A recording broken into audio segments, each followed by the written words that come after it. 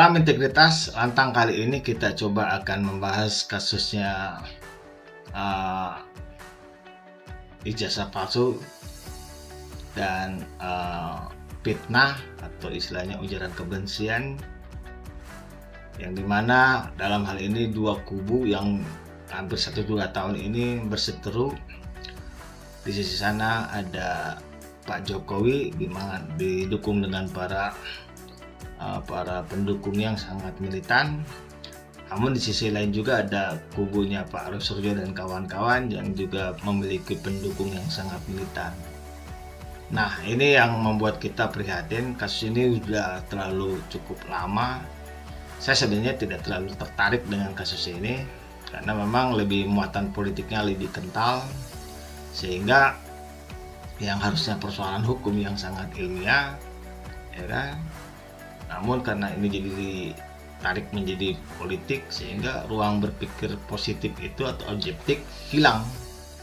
Ya, dengan menurut saya terjebak dengan kebisingan politik yang sulit mana sih yang membedakan antara fakta dan propaganda.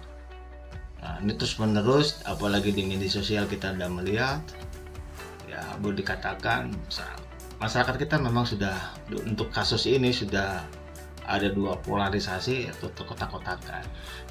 Nah, harusnya negara juga jelas dengan penetapan tahap 2 yang akan dilaksanakan oleh teman-teman di Polda. Tentu ini akan membuka kasus ini terang-terangnya.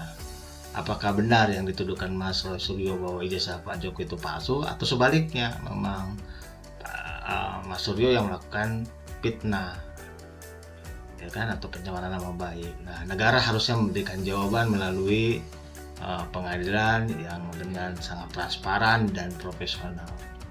Jikalau memang bisa dibuktikan apa yang masing-masing tuduhkan, ya hukumlah, ya kan. Kalau Mas Roy memang bisa membuktikan bahwa ijazah Pak Jokowi palsu, ya apa boleh katakan Pak Jokowi juga harus menerima risikonya. Namun sebaliknya, jika tuduhannya Mas Suryo terkait bahwa ijazahnya Pak Jokowi palsu ternyata tidak benar, ya Mas Suryo dan kawan-kawan juga harus menerima. Nah, itu yang paling utama sebenarnya. Namun pada akhirnya sebenarnya menurut saya yang sangat dirugikan tentu bukan Pak Jokowi dan di sebelah sana ada dengan kubunya, atau di sebelah sisi ada Pak Roy dengan kubunya. Sebenarnya rugi itu adalah tentu masyarakat kita, karena masyarakatlah yang sebenarnya yang dirugikan dengan dikotak-kotakan, saling curiga. Ya, padahal ini kan negara demokrasi, bahwa ya kita membutuhkan perbedaan, tapi perbedaan itu bukan mengujung untuk perpecahan, ya kan? Saya sebenarnya juga sangat mengenal Pak Roy Suryo. Sudah sewaktu-waktu Menpora kita wawancara, beliau itu dulu humble yang saya tahu. Begitupun Pak Jokowi, ya kita sudah tahu lah beliau seperti apa. Waktu dua tokoh ini memang saya pribadi pernah melakukan wawancara dengan beberapa kali pertemuan, ya cukup enak. Nah, tapi karena ini politik, ya perseberangan, ya kayak begini. Tapi kita sesalkan kenapa masyarakat yang menjadi terkena dampaknya, ya kan?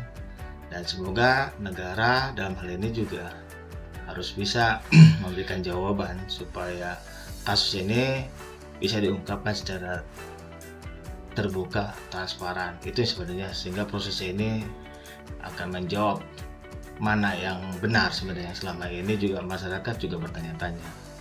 Semoga lantang kali ini mendapatkan pencerahan dan